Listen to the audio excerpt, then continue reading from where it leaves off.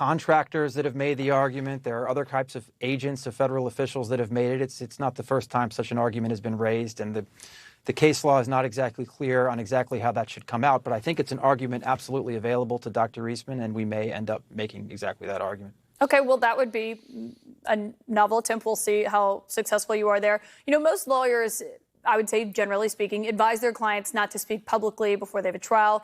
Your client, John Eastman, has been doing so, including in a recent interview where he made this comment. Mm-hmm.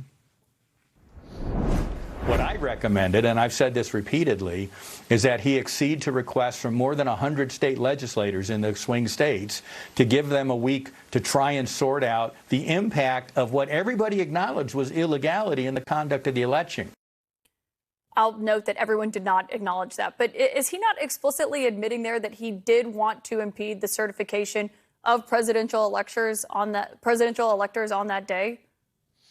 No, not at all. His advice, as he said, so the Vice President Pence, was not to impede the certification or somehow try to obstruct it or block it. His advice, and he stated this many times before that interview, was simply to impose a short delay in the process to allow the state legislators who weren't then in session to have one more look at the situation before reporting back to Congress, and then it would go back to Congress to make the ultimate decision.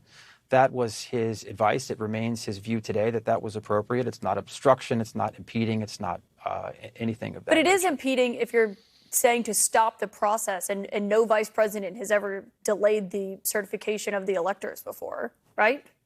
No, not at all. I mean, the suggestion that the process not be stopped, but that there be a delay is not unique to Dr. Eastman. There were senators that suggested something very similar. There were members of Congress. There's prior scholarship from other academic types that suggested such an option might be available to the vice president, and Dr. Eastman. Yeah, but the Constitution says otherwise. It doesn't. What provision of the Constitution? Are you worried that those comments could be used by prosecutors against your client? Have you advised him not to speak publicly? We made a decision a long time ago in this case. I've been representing John Eastman a long time, and the decision we made was that we are not going to sort of run the typical defense playbook of hunkering down and refusing to talk. Our view is Dr. Eastman is innocent. He has nothing to hide. He's clearly innocent. He was acting in his capacity as a lawyer and a law professor.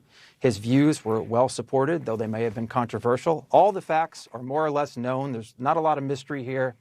And we've made the decision, that risky though it certainly may be, to be as open as we can with journalists such as yourself and with anyone who wants to talk to us. For the most part, we're happy to talk to them.